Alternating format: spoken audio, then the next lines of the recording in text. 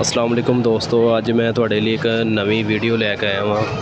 अज मैं हैगा वां मुगल फर्नीचर मार्ट ते मुगल फर्नीचर मार्ट बलालगंज लाहौर। यह जिहड़ा तुहानूं सामने डैक्स बेंच नज़र आ रहा है लोहे का कंबाइंड डैक्स बेंच हैगा है। इहदी लेंथ हैगी है 3 फुट का डैक्स बेंच हैगा जी। इहदे विच लैमीनेशन शीट लगी है। लैमीनेशन शीट तो इलावा तुसी लकड़ी भी लवा सकते हो। इनू जिहड़ा पैप लगा होया वे 20 गेज का पैप है, सही वाला वैल्ड होया वे, पूरी 20 गेज है, ना 21 है ना 19 है। 20 गेज क्या है तो 20 गेज का मतलब है कि 20 गेज ही होएगा। यह कारीगर तुहाडे सामने इनू तैयार कर रहा सैट नूं ते इहदी कीमत होएगी 6500 रुपया। एक सैट की कीमत होएगी 6500 रुपया। जे तुसी इह शीट की जगह ते लकड़ी लगवाना चाहते हो तो लकड़ी भी लग जाएगी।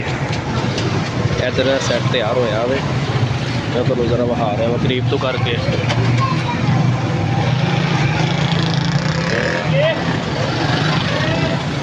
जरा चेक करो जी, यह सैट का खाना वे बच्चों की किताबां वगैरह रखने लिए। क्वालिटी नूं मद्देनज़र रखते हुए जी डैक्स बेंच बनता वे। हर चीज़ का ख्याल रखा जाता है कि कस्टमर का नुकसान ना होवे।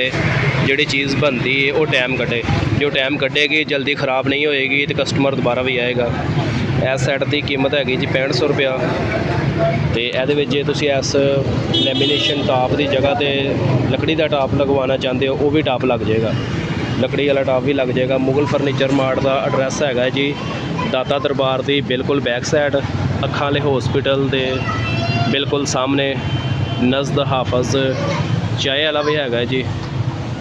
यह मुगल फर्नीचर मार्ट वालियां दा एड्रैस है जी बलालगंज दाता दरबार की बैक साइड।